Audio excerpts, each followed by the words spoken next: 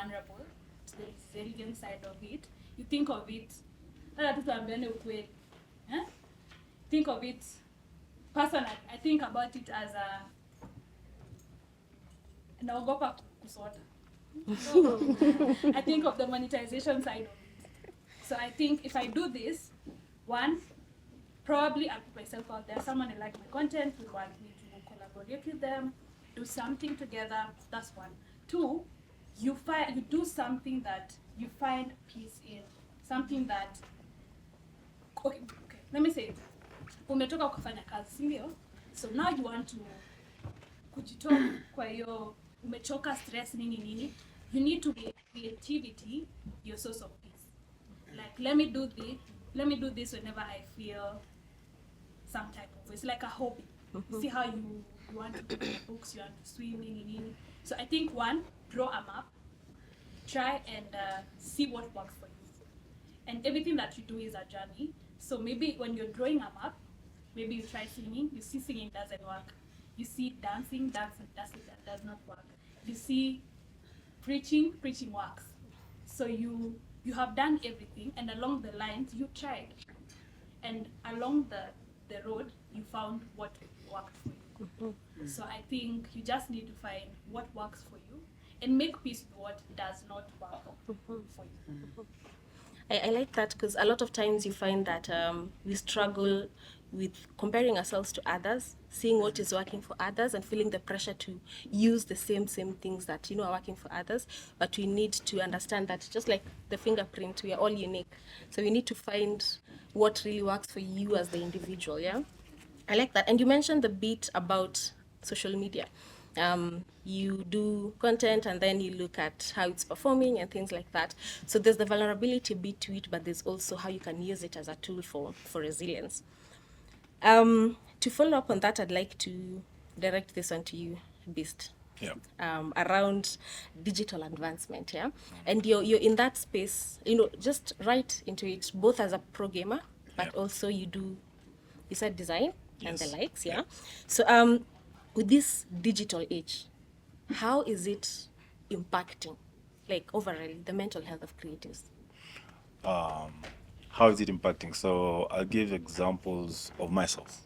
So most of the time I'm around a lot of people who are going through stuff, and utapata kila time say anakufungulia roho, and wewe hujaenda shule yote kulearn kudeal na issues za wasee, but either way wasee hawajui hiyo, msee atakaa mtu, and the best thing I do is listen to them. So mimi I take it and I go and sit down and take one stressful game. For instance, there's a game right now called Helldivers. That game is crazy. Yeah. Ukiingia pale ni kumultitask, unapatana na Russians, wanataka kuongelesha Russian, wewe unajua Kiswahili peke yake. Then you're dealing with something new. So in the process of it, aishindi kwa kichwa yako that hii problem ya msee ni problem. No. You now have a new problem to deal with. So it takes your attention away from that. And it helps me deal with a lot of situations for people, because a lot of the time I find guys anakufungulia roho.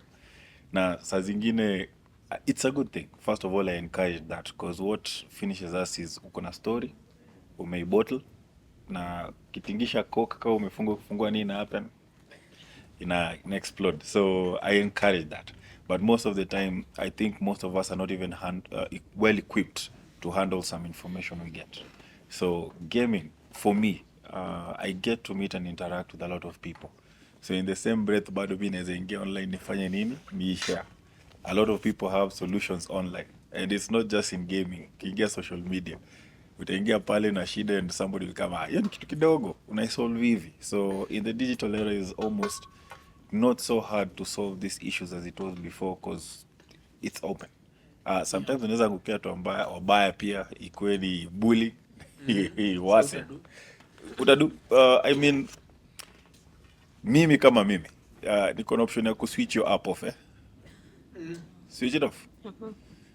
Kama upati solutions huko unatafuta kwingine. I mean, something like cyberbullying is something I feel like you have the control. Just switch it off. Ukiona upati answers huko, hata kwingine. Nikiweka Helldivers nione hiyo game haibambi, na switch game ingine. mpaka nipate game itafanya ni feel okay, nimerelax sasa, nimeacha kufikiria juu ile shida niko nayo. So imefanya kazi ikuwe rahisi. Sitafikiria nipigie therapist simu niambie kiniache napitia kitu hapa, naanza kujipea therapy mwenyewe. Yeah. I completely endorse that, because we all have a responsibility to first take care of our mental health. You know, and then after that, we look into support systems as a crutch. And support systems is friends and family, and then that can also be therapists, you know, to the farthest end. So we all have a responsibility to that and control. But what is coming up for me a lot in this conversation, from what I'm hearing, is the different and unique challenges that creatives experience when it comes to mental health. I want to read something. This is lyrics to, we know Simi, that the Nigerian artist, yeah? Yes. Yeah. There's a song there's a track she titled The Artist, and this is what she says in that. She says that the artist is always under pressure from so many sides. You can never really get away from it, regardless of where you turn. There's a demand being made from you, pressure from the executives, pressure from the consumers, and there's pressure from within as well. But my fear is this: when you start to cater only to the pressure from outside, your art is no longer as true as it should be. And in the long run, what's the point of an artist who never says how she feels, how he feels, but always says how everybody else expects him or her to be feeling? And every time I listen to that beat, it really speaks to a certain part of me. And I want to link this to a question I'd like to direct to you, Onyango, around the unique challenges that creatives face. Yeah, in your experience, what would you say the mental health challenges that come as a result of the nature of the work that you do as creatives? What exactly are these specific challenges that come as a result of the nature of your work? Well, I think first of all, even on a personal front, when I go back to my childhood, I don't remember thinking to myself, oh, one day I'm going to be an artist. You know, I was just a kid. And there were so many things happening around me that pushed me to want to say things, okay? And so the tools I had in my world, my surrounding was telling me, okay, for you to say these things, you have to put them in a poem. You have to sing, right? You have to paint, if that's the direction I'd be drawn to, okay? So the beginning was so difficult because I had so much to say, but then I didn't know where to start. That's the first part. The second part is, because you have so many emotions and feelings inside you, you don't have people to talk to about it, about this pressure you're feeling inside you, and how to go about these feelings, how to go about these thoughts, how to go about these emotions. I think for most parts, the artists, especially the ones who are beginning, there is a very particular loneliness it comes with, yeah? And the funny thing is, your liberation is in finding a language to express what you're exactly feeling so that you can express what you want to say to people, or to a person, or to yourself. Because for me, I began with journaling, and then it went to poems. And in the poetry, I wasn't writing poems to make people happy. I was writing it to soothe myself. And I am going to school, and then I start sharing with people around me, because I used to write them on the blackboard during prep time, and people come and tell me, you know what, there's something you wrote there that I identify with, yeah? So in the beginning, it's the confusion about how do I express myself, and then who do I talk to about what I'm going through? And the challenges keep advancing as you grow. So as Simi says there, if you want to pursue it professionally, for example, then you are exposed to a whole different world that nobody told you about also. The media person here would tell you, artists go through very difficult things they don't even talk about. Yeah. There is the pressure to look a certain way so that you can be liked, so that, you know, people look at you and say, oh yeah, unakaa fiti, you know. That is money, that is investment. By the time you even get your style, God knows how long it takes, right? The pressure of people wanting you to do things you're not comfortable doing, yeah, with these record labels and people you have to give kickbacks, and sometimes it's also like, yeah, you have to bribe media people so that they can host you in some places, and especially where Kenya is from, right? It's a lot to deal with. Now, you do not have organizations, the government does not have a parastatal for people like you. You don't have a support system for most of them to come back and cry cry to people you can go and just, you know, flow and pour out your frustrations to. So many times, again, you don't have money to hire a management team and stuff like that. It's a lot to deal with, and that is just one artist in one industry, right? So think about how expansive the art industry, creative industry is, from filmmakers to musicians to I don't know, any kind of creative out there. The challenges are very immense, and they're also sometimes very particular to what you're doing. So there is a lot to deal with, and again, it's very few of us who have understood how to maneuver it, right? Like the way Beast is saying, you know, he might have a lot of gamers around him who are going through a lot. They never ask themselves if he's also going through stuff. You know, they just come to him because maybe he feels like maybe a safe space or something like that. But then it's very few people who have those skills to maneuver these challenges. And that's why, for me, these kind of conversations are important, so that when somebody sees Beast here, they also know, oh, by the way, even him, he has his own things that he goes through, and we can relate with that. So can we create a space we can be sharing these kind of challenges we are facing, for example, as gamers or stuff like that? Yeah. Well, I really like that, and I think I really appreciate the rawness to it.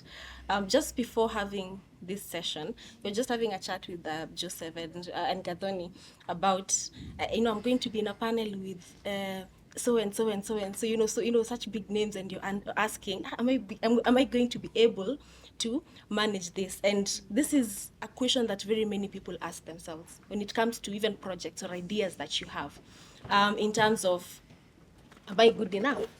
Do I have what I need to be able to do that? Other people know it as imposter syndrome.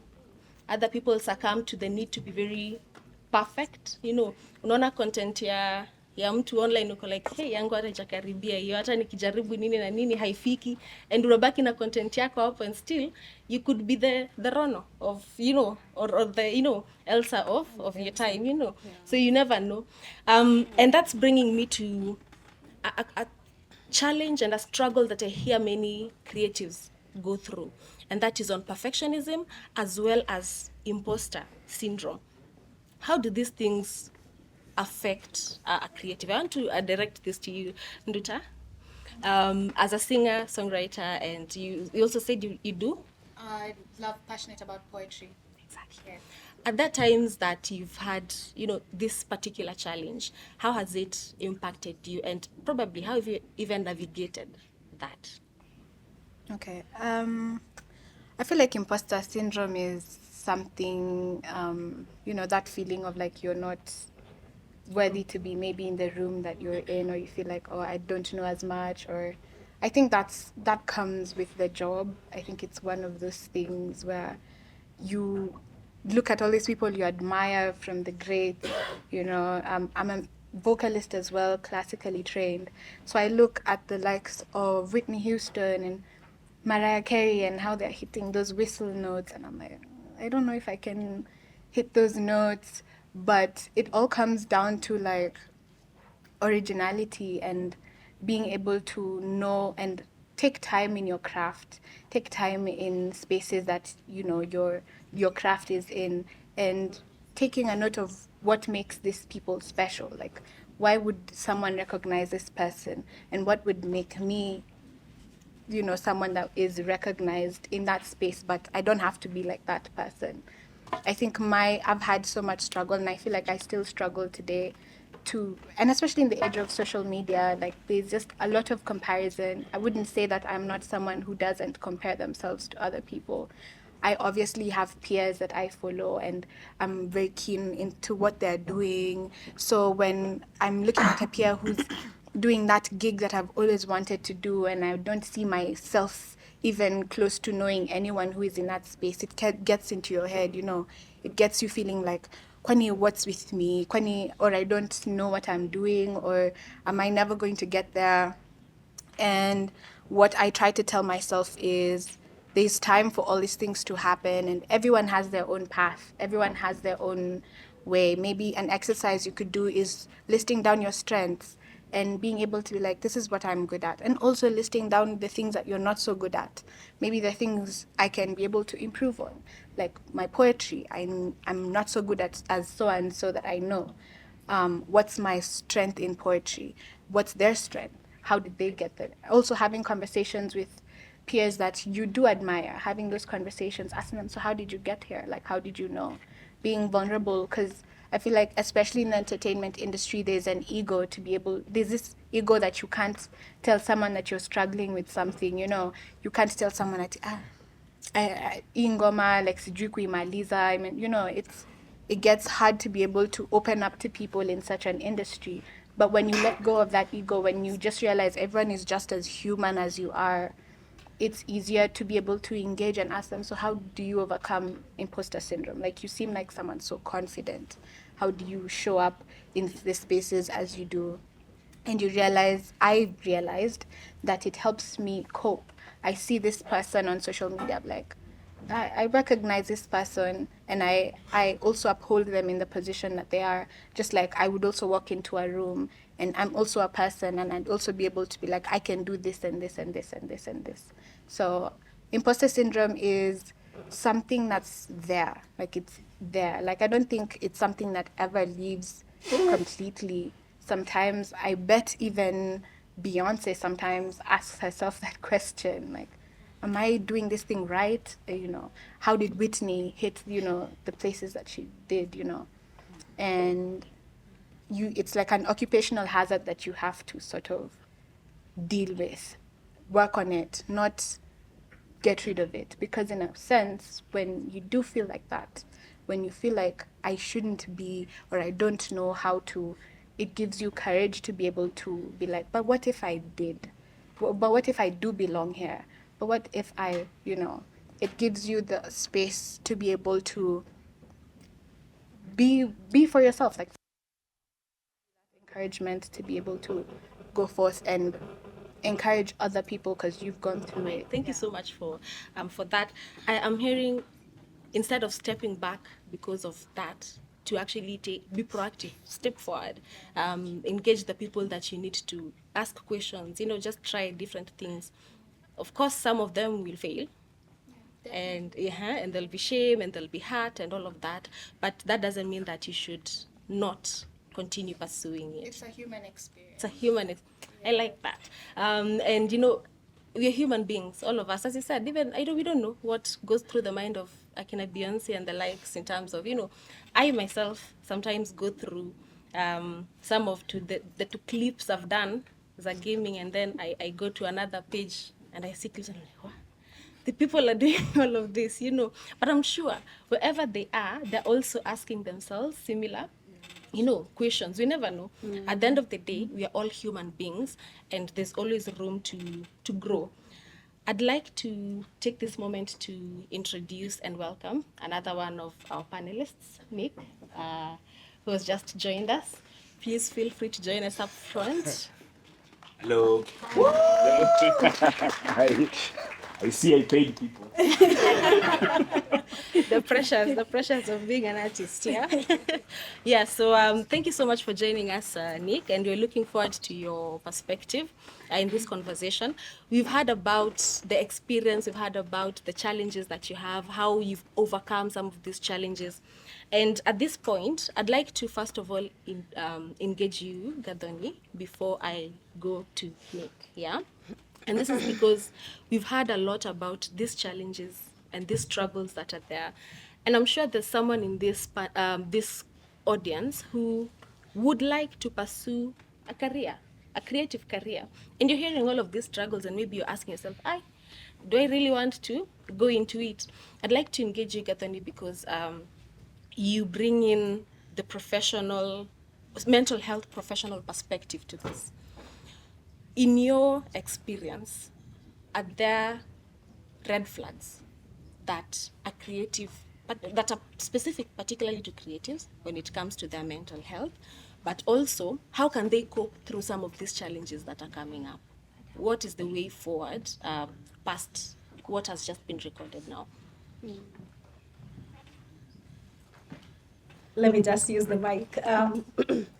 First, allow me to start by really appreciating this panel. I think one of the things that I've heard so loud and clear is the rawness and the authenticity. And I think that is absolutely what is missing in a lot of our conversations. Even we as experts, when we are invited in those panel conversations, when I heard, Tasha saying that, yeah, sometimes I'm doing that and I'm looking for recognition. I mean, that is the truth, because we are human beings. There is still a part of all of us that we are looking out for that validation.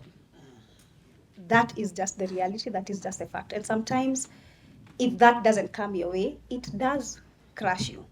So we can look at this from a space where we want to say, we have power, which is true. We do have power to turn it off. But sometimes, even before you turned it off, you saw that comment. Before you even turned it off, you saw that 0 view. Yeah. And, sometimes, it gets into you because, you're a human being for sure. But it has to circle to, I agree, that individual responsibility. So looking at the clinical part, I want to specifically say that I genuinely don't feel there are specific red flags that would be for creatives that are not for the other people. And listen just to why I'm saying that. Some of the questions that you were asked earlier on, and 90% of you sat, those are usually the clinical red flags that we usually try and evaluate if somebody has something that is weighing on their brain. There are actually 6 of them. So an interruption in sleep patterns, eating patterns, mood, bowel movements, libido, sorry for the children who are here, and a change in monthly periods.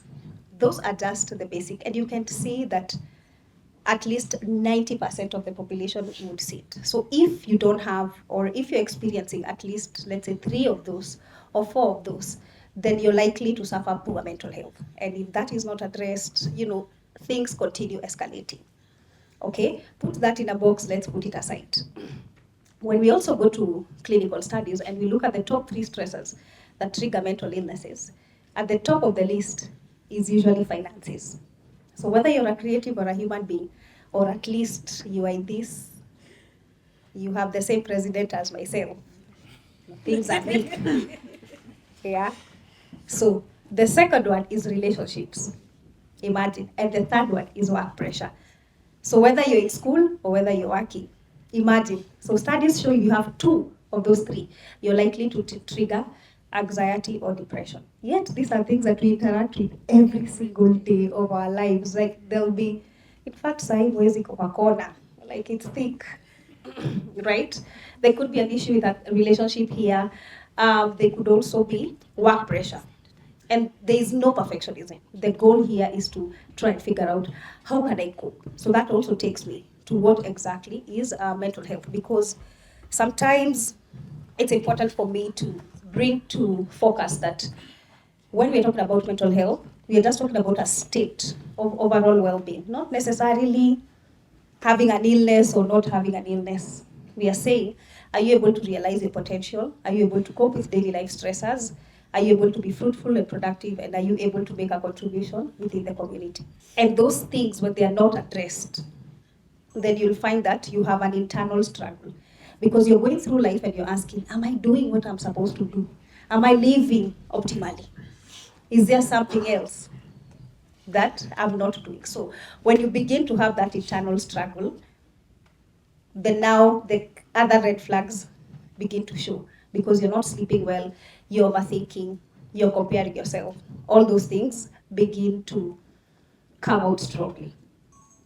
But interestingly and factually, when you look at research as well, you will see that a lot of creatives, most of them would have an underlying diagnosis.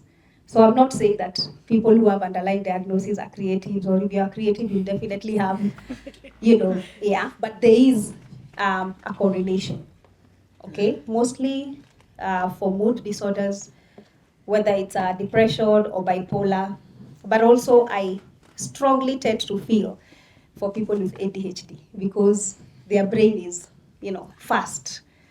It's fiery, right? And just not to mention some of the things that have been mentioned in this panel, that constant, what is the next thing I'm going to do? What's the most creative? What's the other creative thing I'll do? Waking up at night, trying to document, an idea. So you're constantly in a heightened state at all times. So you're definitely bound to crash. And if you crash, who are you going to talk to? If you're a figure who enters a space and people go, "Ooh," who are you going to talk to? Yeah, so you can imagine the stigma. Because every other person is looking at, oh, Wendy Williams our trends, your beast. All these people, they have their own, right. Yeah, or, your rigs, you sing, you're doing content creation. So I can't even begin to imagine that kind of pressure. So, but if you don't recognize that taking care of your mental health is paramount, because when you don't have that, then you're not going to be able to execute every other function of your life. It becomes like a domino effect. So those things that you care about, whether it's your family or it's your job, none of those things will matter unless you recognize that, you know what, I'm going to hibernate today. I will not pick calls. I just want to stay in my house and I just want to replenish myself. Or if you don't recognize that, I need to make my own tribe where I can go and be myself. I don't have to wear a hat in that circle and reveal myself. So you need to figure out what is it that I can be able to do to take care of my mind, my overall well-being. What are those triggers? What are those red flags that I need to be on the lookout for? Before we finish this conversation, I think I'll take you through probably how we can also do like brief assessments or brief screeners for ourselves. Yeah. Do you want to add something? Thank you so much, Gadoni, for that. And as Beast said, you've covered quite much in that response. How many? Let me ask this. I want to throw all of you under the bus. How many of us here in this panel are freelancers? Okay, so a huge bit of it, yeah. Most of you are, and as Gadonia said, remind me, the first factor that you said that contributes to our mental health is finances. Actually, I cannot freelance. I have to depend on a structure. I can't imagine my whole life being dependent on how somebody woke up, whether they're going to click or not. Oh my God. That would give me so much stress. Yeah. And you can imagine that's the reality of, Daily lives, most of us here. I'd like to address this to you, Nick, in terms of the financial struggles when it comes to being a creative and freelancing. What are some of these challenges and what has been your experience and how do we navigate that?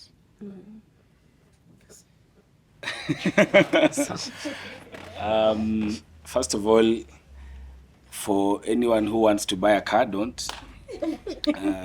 That's why I'm late. I'm so sorry, I'm late. But now to go into the issue you've asked is, for some of us who this is what we've done for the period of time that we have, your finances is something you're always alive to, and it's as much part of you as the creative work itself, in the sense that it's very rare to meet an artist who's not thinking about money every day. It's very rare that as they navigate their art or whatever it is they do, they are constantly worrying about this, worrying about that. And also it's because a lot of us do not approach craft as, sometimes I call it, we are prisoners of our passion. In that sometimes what you're doing is not making financial sense, but it is fulfilling a majority of your desires. That you like it for what it gives you in terms of how you feel about it. Sometimes we talk about the standing ovations after you've done a show, all the reactions on social media after you've put up something and everyone is talking about it, and you're having that high, yeah, and then immediately after you need to go home. Then you realize going home, you have to use a car, you have to go to a house, you have to eat. When you get to that house, you have to, and that's where the finances come in. So that's why my personal experience has been, you have to get to a place where once you recognize that this is also your source of income, then you have to think about it like any other source of income. How do you plan around your finances? How do you live according to your finances?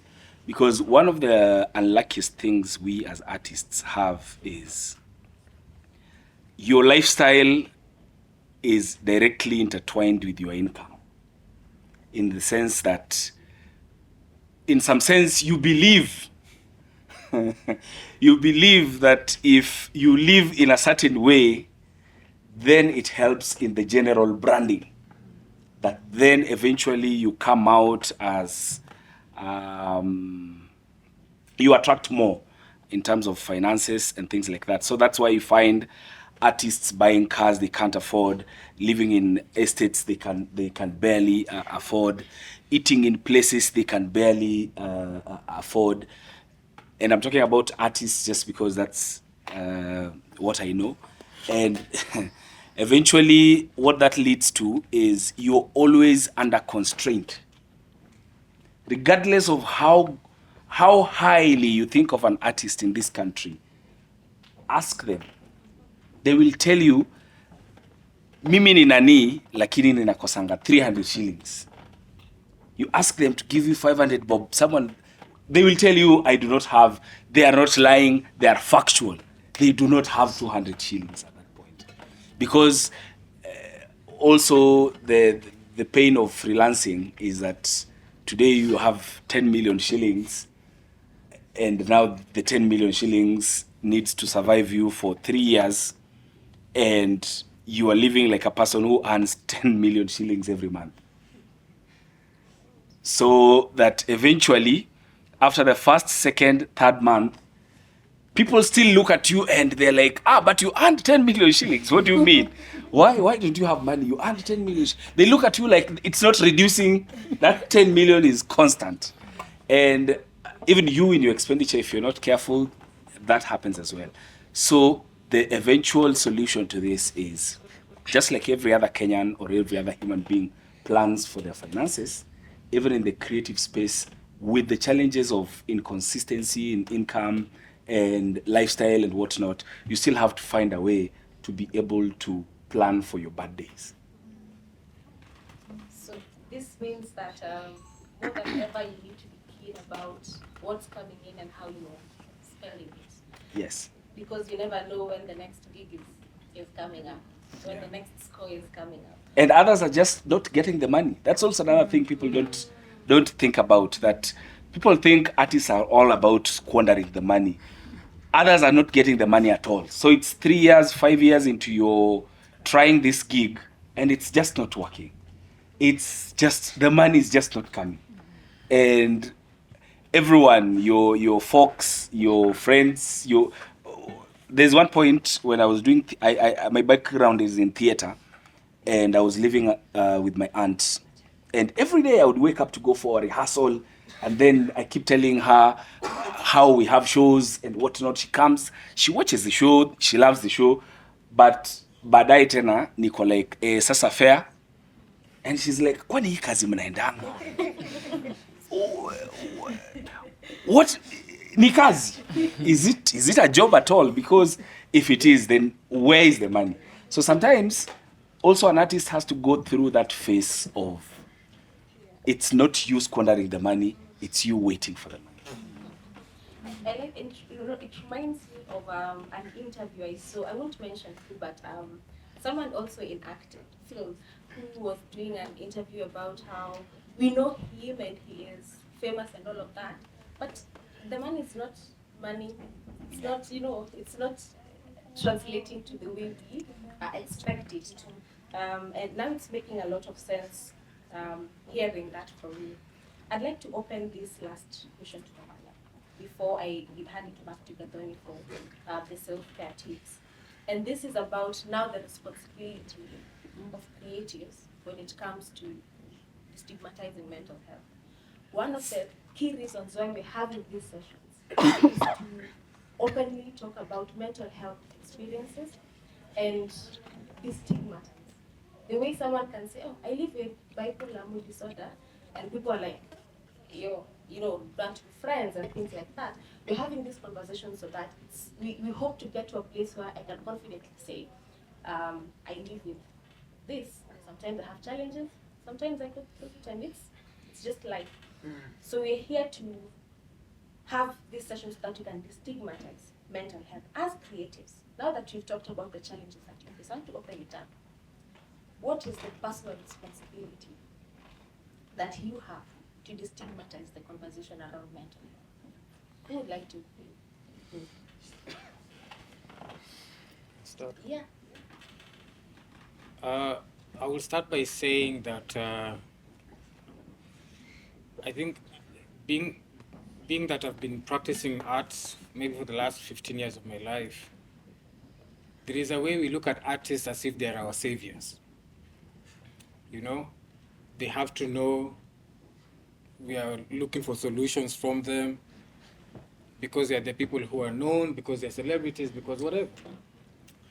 And those are bubbles which I'm often really keen to burst, because behind the perceptions is really a human being who's also trying to figure things out, okay?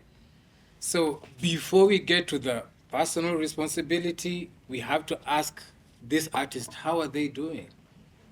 They don't know many times. I met this guy, I don't know, 10 years ago now. The places we were together, we probably was going through things, I was going through things, but we couldn't tell, right? Right now, if you go to our social media pages, we have all the likes going on, but nobody knows about, even we don't even know about the struggles each of us had to, okay? So there is also the issue of community and talking to each other, like content creators, media folks, artists, poets, singers, actors, gamers, and other people who do crazy things like me. We have to start talking to each other, right? Sometimes, even with the cyberbullying you are talking about, you can be seeing your friend being cyberbullied, but then, or a fellow artist, but then you don't even say anything to them. You don't check up on them. You don't talk to them. You don't ask if they're doing okay, even if you're not talking every day.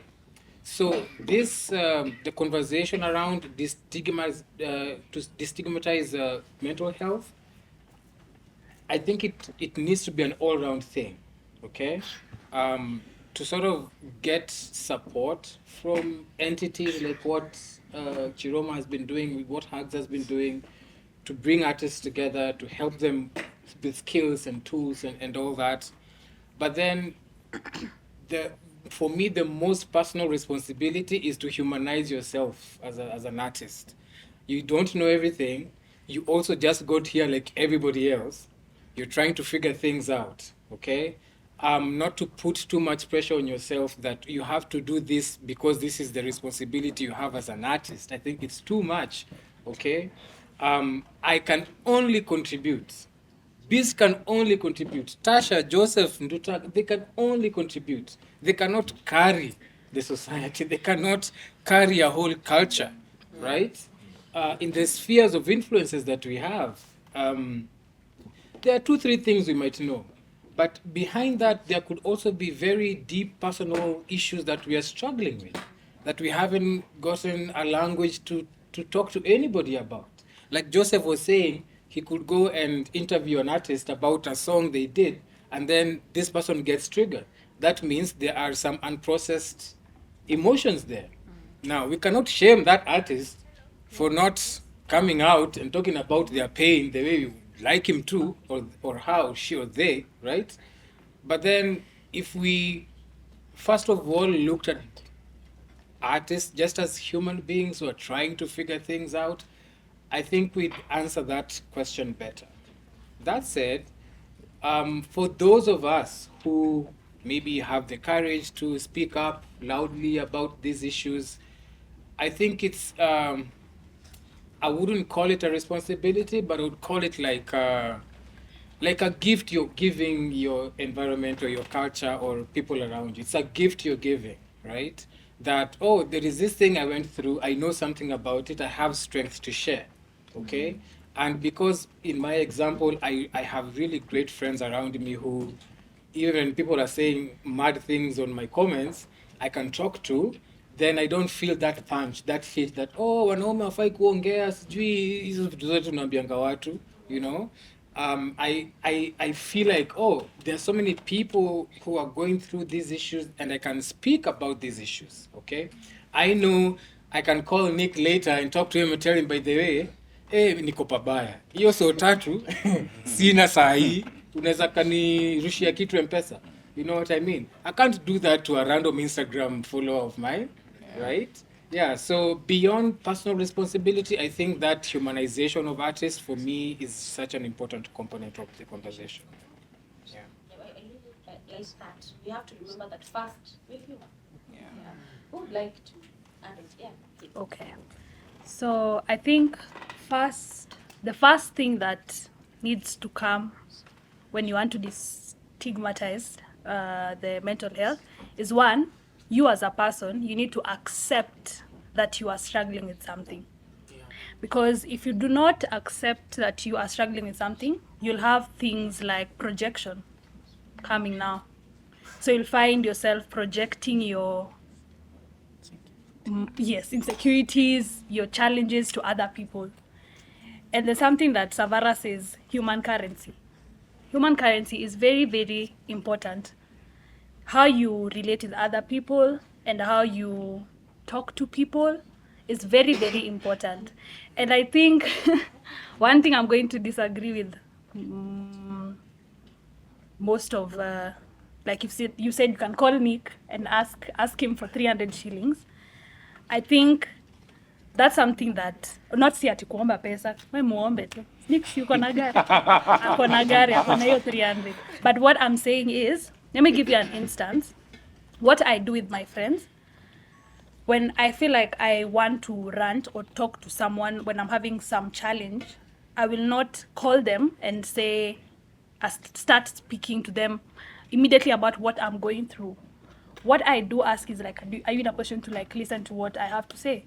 Because maybe they are in a position to listen, but the response that they will give you is not what you wanted to hear.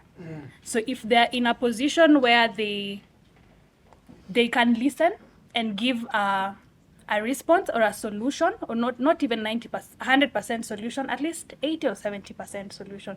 So I think before you bombard someone with I have, napitia, at least try and find out where they are as well mentally. The other thing is, what's it called? Ishaenda na maji. Yes, itarudi kirudi, I will share it with you. Okay. All right. Mine will be very brief. And I like the fact that Kwach is here. We have happened to interview him as well as Beast as well. And napenda point yenye alimake. Wasanii anaenda hoteli yenye hizi afford. anaishi mtaa yenye haizi fika bei, anaendesha gari yenye anza na ka 1.3 cc pole pole. I'm speaking about because I know, trust me, it's happening across board. And that's one thing. When I look back, let me just use a good example of Sauti Sol. Reason as to why maybe young people, me included, might think that Sauti Sol, their success has been just maybe from 5 years ago moving forward. But ukiangalia nyuma, after high school, they have a journey, they have a story. Nick is talking about vile alikuwa naishi na auntie yake. Namwambia tuko na gigs back to back, but kesho nataka fare, nataka hiyo, so I want that 50 shillings, I want that, So shida kubwa ya wasanii, me included, is that we're not realistic with things. The moment tumesimplify vitu, panda hiyo ma3, I'll give a personal experience. I'm privileged to at least have a car myself, yeah? But kuna time nitaangalia hivi, niangalie maps, nione hapa hivi kupanda kuchukua gari yangu, driving all the way to town to work and everything, ama kwenda to town, nitalipa parking, nitafanya nini. Those two small things, yes, I can be able maybe kulipa parking 200, 300 bob, but what if I need to be in town the whole week? Will I be able to do it? So hizo vitu kidogo, finances play a big part. Nita decide, nitapanda tu hiyo ma3, nitalipa 50 bob fike tao na nirudi, and I'll be unashamed. Trust me, I'll do it proudly. Nitaenda, because at the end of the day, man, I'm comfortable. Mtaa yenye naishi I can easily afford. Sikuji kubishiwa ama texting my friends. There are those days I have not refused. We're all human. So wasanii, tafadhali, tukue tu realistic. Msione. The other day I went a certain just entertainment joint with my friends. We're having a good time. And then some, they're doing a good stuff, like TikTokers and everything. They're big. I don't want to mention names. But me nime chill. I'm like, oh, okay. They had a very nice drink, but wako watu kama 15. So kila mtu is just snapping the same thing. So mi najuliza, okay, so when you go on social media, trust me, utaona, hey, these guys bana, wow, ini noma, unacheki, nduta, can you see, that's the conversation that will be around there. But mainly kwa ground, I saw it, and I was like, that is not what I'd really want for our artists to go through. Let us be realistic, tuishi tu what we can easily afford. Mi nimesema, nitaangalia kwenda town ni 50 bob, kwenda na gari 1 week ni 3,000 mafuta, so nitadu. You understand? Those two small things. The same thing kwa boy child, kidogo. Ule mdem, ile hoteli unampeleka, we peke yako huwezi jipeleka. So, self-love is very important, You have a babe, you want to take her to, some nice place, have a nice dinner. It is good. Living a good life, it is good. In fact, I will encourage it. But you as a person, me as Joseph, mimi mwenyewe naweza jipeleka hata nikunywe hiyo kahawa. Those are the small things that we can be able to work on. Na trust me, to solve like half of these things are mental health moving forward. I really like that. I feel like, please. Sorry. As I'm listening, I have questions in my head as a creator. That then, are we in the driving seat or are we victims of a system? Because even these artists that are doing this, are they doing it because this is what works, or are they doing it because this is what they want? Because sometimes you see the people like the ones Joseph is talking about, wao wana snap mzinga moja watu 20. That no, it came out bad. It came out the wrong way, but yeah, just referring to his story, that these people are also in the process. How do you then differentiate between pursuing an ambition and living a truth? Because I think one of the issues with creatives is the very basic principle of your art is creating from nothing. The very bottom line, you as a creator, is you, at least let me talk for me as an actor, is I create from where none existed.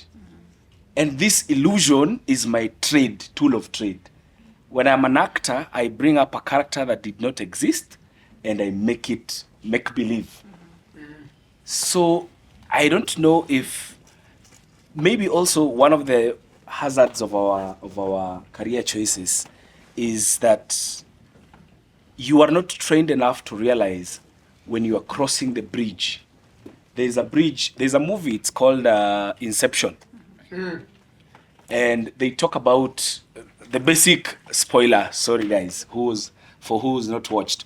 The basic concept of the story is people are living in 4 different worlds at different times or at the same time, and this world has its own experiences, and there's one thing they used to do where they used to rotate that thing. And if that thing stops, I mean, for those who've rotated like coins or something, you rotate it, and when it stops, you know that you are not in the real world. If it stops, you know you are in the real world. If it doesn't, you know you are in the dream world. I think every artist needs that thing.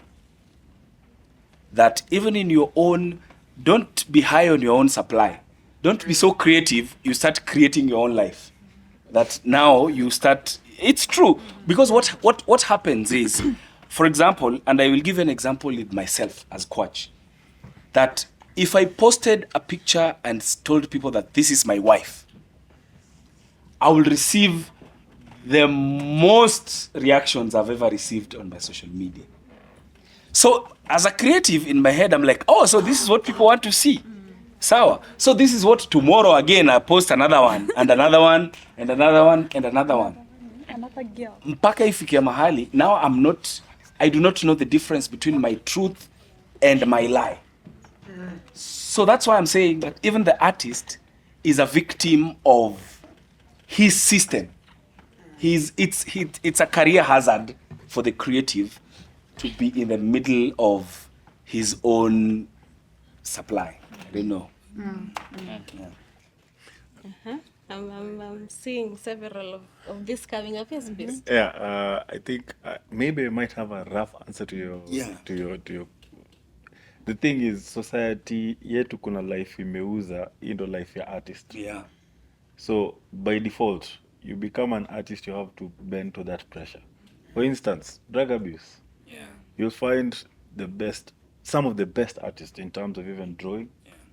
They are abusing something to help them become better artists. So we pale as an aspiring artist uko kwa klasi ya umse unaona umse ufanya hivi ndo achore fi. So wewe the order of the day itakuwa ni I must also do that to get to his level.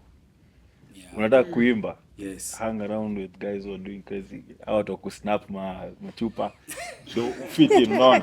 So already society has sold to us that is the life, and people actually bought into it. Yeah, nobody is standing to say, hey, wait, yes, I'm an artist, but can I do this differently? Hapana, hata kama ni wrong, ukiingia tu kwa hiyo system uko like, check, nimepata sasa kufanya hivi, tuendelee. Like I see very few people stand to question things, you know. For instance, I tell people this: I'm an esports athlete, right? Yeah. And the equivalent of an esports athlete is an actual athlete. Yeah. And one of the things that people don't understand is not everybody can be an athlete, because to be an athlete, it starts as a mindset. You must be mentally strong. Like somehow going to the gym makes you a better esports athlete, even if it's tech.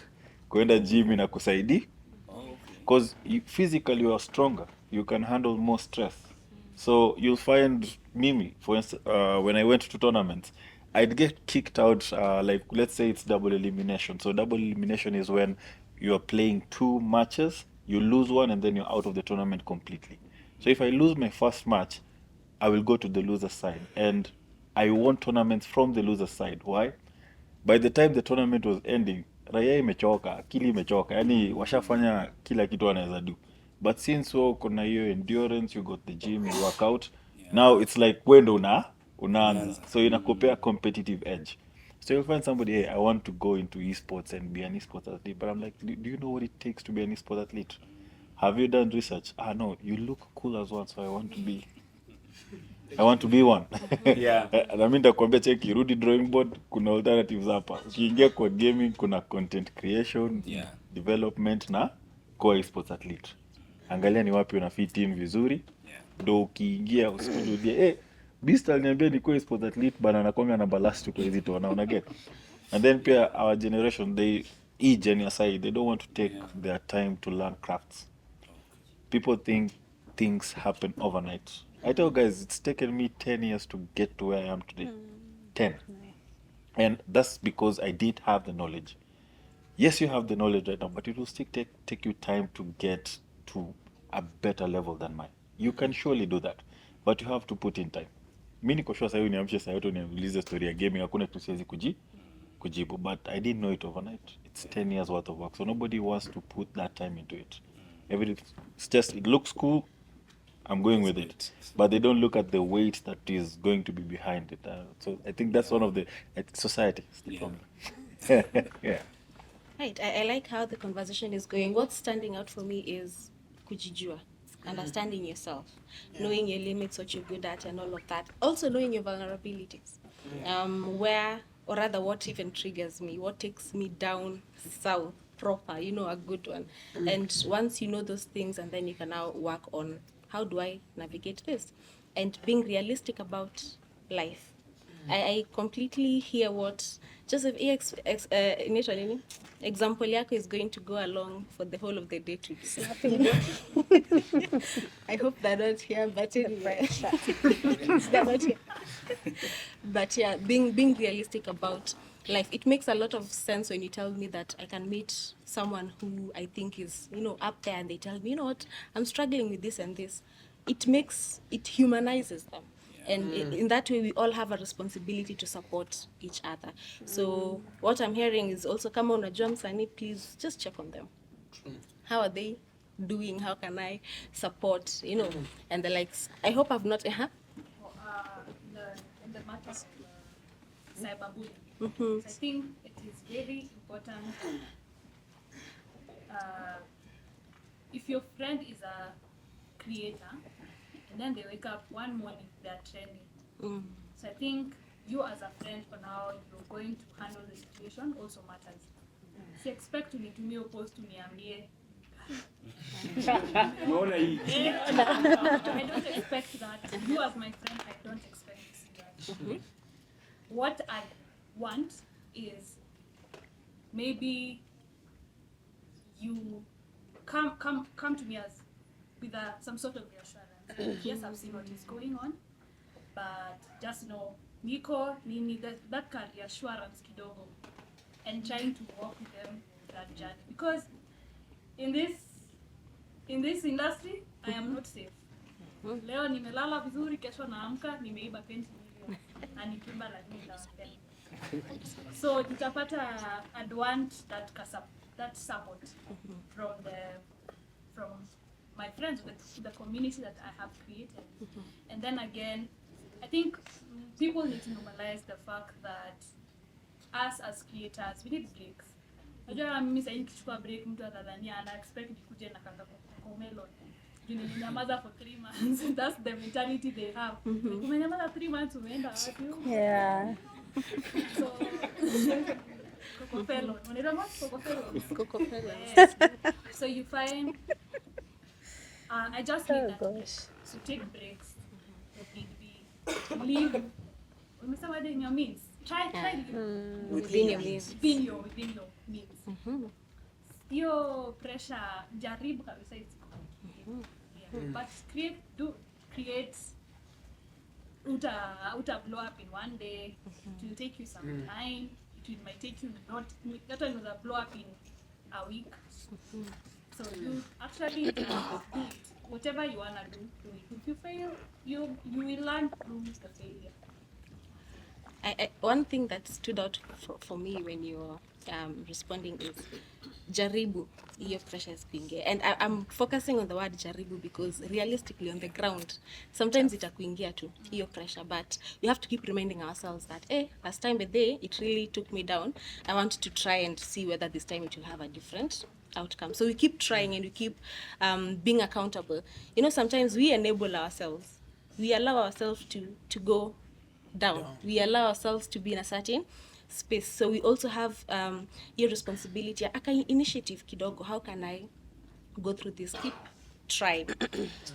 As we're coming towards the end of this session, a lot of times when you see mental illnesses, now nimetoka from wellness, which is niko stressed leo ama silali poa for 3 days, to an actual diagnosis. A lot of times we think that iko na uko, like haitaikuja to you or to someone that you know. But these things, they start from those 3 days that you're not sleeping well and can morph into something else. Because of that, we're going through these experiences. I'd like to invite you, Gadoni, to take us through these assessments. And this, or rather, let me give you the chance to tell us more about why it's important to engage with these assessments. Mm-hmm. And Maybe, self-care. Before I go to the assessments, maybe one of the things that I want to share is if there's something that has stressed me as a practitioner, is this head of digital thing that I do. I think I like to look at myself as a very good clinician, but I'm also very passionate about creating. So maybe I might not be at this level, but I relate from the space of how you are constantly trying to pick your mind to create something that was not there.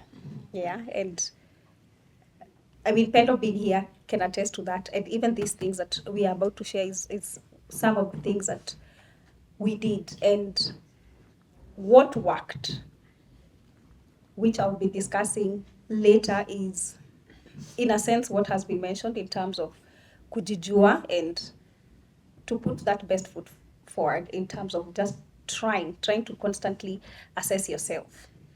I, however, like to say that self-awareness is only 30% knowledge. So if you're in this forum today and you're one of the people who says, "Mi niko self-aware," najijua, self-awareness is only 30% knowledge. 70% is the action that you need to take in order to correct or to contribute to your overall well-being. So you could know all the triggers, you could know all the pressures, you could know everything. But if you don't wake up and figure out, so what am I going to work on today? What am I going to be able to do? What contingency plans am I putting in place to be more emotionally resilient? Then you're still, I'm afraid to say that you're still going to stagnate. I'm curious to know, I know that Natasha said that, and I'm in that camp. I don't expect somebody to send me and tell me you are seeing doing this. I would prefer that they be better and do better, in terms of trying to support me as a friend. I'm curious to know if the men in this panel or in this forum today also feel the same. Like, do you guys feel the same, or how do you guys approach this matter of if you woke up and you are trending because something happened? How would you like your friends to address that to you as a man? Okay, Brian, anaumwa sana. Okay, sawa. First of all, you have friends and you have friends, yeah? Yeah, there are friends who are waiting for such moments to make the most out of it. So, to some, you can't control that. It's just knowing your real people. That's all I can say. You have a lot of friends, but not all of them are actually your friends. Yeah. Oh, yeah. Yeah, I wanted to say that, but not all of them are your friends. There are people who are your friends, maybe because you have money, maybe because you have links, maybe because they feel you can get them to another level, or maybe because they want to be like you, so they want to replace, So they're waiting for moments when they can, take advantage of you. So, or thrive on Human such beings. moments. And the men who experience that all the time. I think as someone who has gone through it, I have been, I've had a Twitter day. Sometimes you think about someone as a complex whole. I fail to see them simply as the comment they've made, because even as sometimes the negative comment, as they are sending, there are those who send just thoughtlessly. They are not even thinking about it. They are not there's no malice, there's no, I've just seen this thing and it looks like. And the other thing I've experienced as well is sometimes people overestimate your ability to take things. That as a person, I know, quite strong, when skumie kitu out. Kwani unalialia nini, kwani. So they will just thoughtlessly share it with you, not thinking about, Kitambo I used to think that it will never affect you. I used to be one of those people who overestimated me, and I believed that I would take it. I realized that I would not. I realized that kumbe it is true that sometimes just staying away from it, run away from it, staying away from it is also part of your self-care. And when I said complex whole, I meant that Jose might share something with me today. But in our life, he has also been sharing positive things once in a while. Akiona unanini, tips here and there. So in my head, I know there's no malice. But if this is the only thing he's sharing, we've not talked for the last 5 years, things have been going well for me, things have been trending sometimes, I have been on important things, my movies have been premiering, I have been on important stages, you've never said anything. And then now, nimetukanwa ukanitumia, now that's a problem. Yenda meritweetwa kwanza. Yes. Right. Thank you for sharing that. And I guess the goal is always, I like to always emphasize, just listen to understand. Don't listen to respond. I feel like all of us, most of us, usually are listening just to respond. Just try and really have empathy, which is be in that person's shoes and imagine what they could be feeling or what they could be going through. Anyway, the spirit of building resilience, and in the interest of time, allow me to say three short things. One, the self-screening. Let me see. All of you guys have these bookmarks, right? Acha nizione. Is it there? Right? So there's a QR code here. This actually has 6 self-screening assessments. So if you are in this space today and you could be asking the question, could I be depressed? None of these are diagnostic tools. They actually just to highlight symptomatically. So we have the patient health questionnaire here that looks at more symptoms that are depressive, feeling sad, not sleeping, etc. We also have one for anxiety. So before you go saying, mina kuanga na anxiety, first of all, let's just see, is what you're experiencing actually within normalcy, or is it severe? Which, by the way, ideally you should not score a 0 because you're going to worry. I don't know, maybe Nick was worried, like your panel nita make kweli ama sita, you know. And so it's normal, some of these things it's normal. If you've been partaking, you're in a trends club huko, and you want to know how bad is it, there's an audit assessment here that you can actually take and see. Am I still within normalcy or have I crossed the line? There's also one for PTSD here as well. So number 1 is self-screening. You have to know for you to be able to address.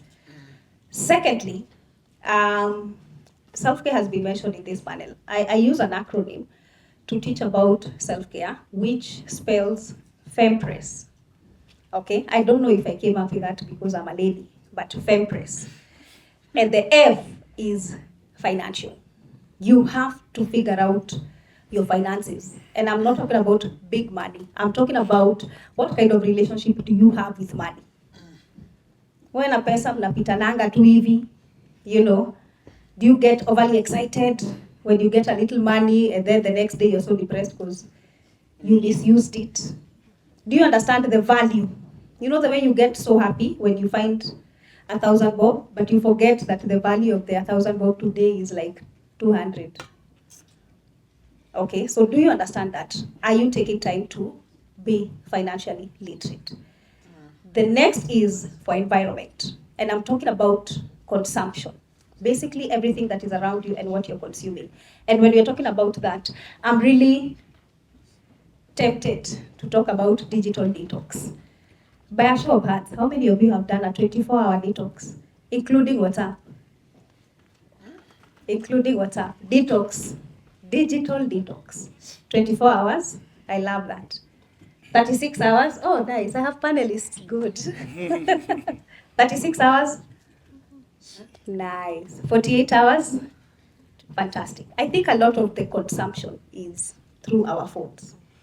What we are constantly consuming. And the more you consume, actually, the more it continues to shape and alter your perception and perspective. So as much as there's so much good that comes in with the digital, we also need to teach ourselves to keep taking breaks, okay? So there is the financial environment, there is mental. Mental is about our thought processes. Are you able to recognize the negative thoughts that you have and to be able to restructure that every single day of your lives? Okay, so E, F, E, M, and then what's the next letter of Empress?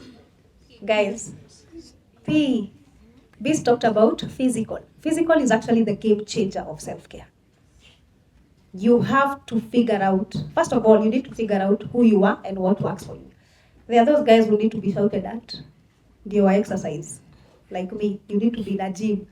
There are those guys who have discipline. You can actually do it in front of your house, in a mat, or skip. There are those people who need to be out in nature. Figure out who you are. You need to actually incorporate that. Physical exercise is the only thing that is going to help in terms of balancing the chemicals in your brain. All the happy hormones, they are going to be released. Reducing cortisol, which is what is produced when you're stressed, that is going to be regulated. If you're not sleeping, that is what you need, the exercise. Okay? After P, what is the next one? Recreational. Let me see by a show of hands. When is the last time you did something that was so childlike? You laughed out loud. Let me see. Something so childlike. What did you do? I joined, still in video games, I joined somebody else's lobby and I was just looting their stuff every time they kept building just their materials. So Yeah. they were getting angry and I was getting kicked, but since the game is made in a way you can't kick me, I come back in the same place. Yes, exactly. Do something recreational that harnesses the inner child in you. That's what I was talking about, things with adrenaline when I was starting here, when we started earlier on today. Okay, so recreational is very important. The other one is emotional. When is the last time you cried? When is the last time you felt sad? Are you able to recognize those things? Are you able to figure out what can I do to deal with that emotion? Where is it coming from in the first place? Okay? The other one is social and spiritual. I've learned a new term today. Usually I say social capital, but today I've had human currency, and I'm so happy. I'll carry that on, okay? So you're a sum total of the people around you. So social capital is very, very important. Social self-care is very, very important. And in people who are going to refill you. So I dare say this in this forum. Have one person in your friend group who can call you out and tell you, "Hi, Gadoli hapana hapo. Even though you're, allow me to use the word bitching about your partner, that one was you." Okay? Have that person who can call you out. Two, have that person who you can go to, literally, to pray for you if you're in a crisis. Have a friend in your group who can bring out your inner child. Ukitaka kwenda out, there's that person you can call, and they can allow you that space. All right? Have that person who, when you sit with, you live there feeling like you're the president. They pump you out with all the motivation, with all the praises. They literally adore to see you winning, and they push you. Put that person in your circle of friends. And last but not least, have the connect. You know that friend who knows everything? Ukitafuta mtu wa printer, I know somebody. Ukitafuta sijui nini, I know somebody. The connect. Just have those sum total of at least those 5 people who you can always reach out to. So basically, you're not doing self-care if you don't recognize that you're made up of 8 facets of your life. And you need to refill all those 8, not just going to hang out or going to do your hair only. You need to figure out, how am I feeling myself in these 8 areas? And last but not least, in building your own resilience, is recognizing what is within your control and what is beyond your control. Hata ukilia about fuel na ukasirike about house levy, As in, it's a systemic issue. It's a systemic issue. Even if you don't sleep that night, you will wake up na bado 5 years hazijaisha, tuko pale pale. Maybe your chance will come later. Anyway, I want to teach you something that was ideally introduced for Alcoholic Anonymous, but we use it for stress management today, which is the Serenity Prayer. And the Serenity Prayer goes like, God grant me, that's my alarm clock, but it says, God grant me the serenity to accept the things I cannot change, courage to change the things I can, and the wisdom to know the difference. So you need to figure out where those things that are stressing you in your life lie. Do you need to accept, or some do you actually need to change, and you need the courage? Thank you. Thank you so much, Dadoni, for that. And I would like to not take much more time because you're being pressed, you're running short of time. Especially though, I would like to really thank this panel.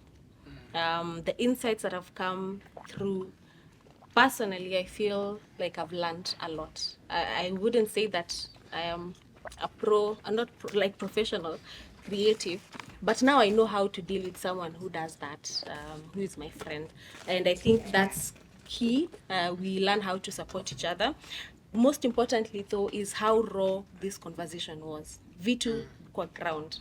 And that is the importance of having such sessions, because we could live off Instagram posts and things like that, but on the ground, what is really happening? And that is going into this word you're saying here, tufunguke. Let us open up about these experiences, learn from each other, and also support each other. So I won't even say more. I think the panel has already done enough for today. We are going to still be around, so if you have a question, please feel free to approach. I want to, let me not give consent on your behalf. Yeah, you're open to taking questions, yeah? Yeah. Yeah, so please feel free to engage them, engage us. Let's have these open conversations here and there, and support each other. So thank you so much for your interaction, and thank you so much for also following through and engaging us.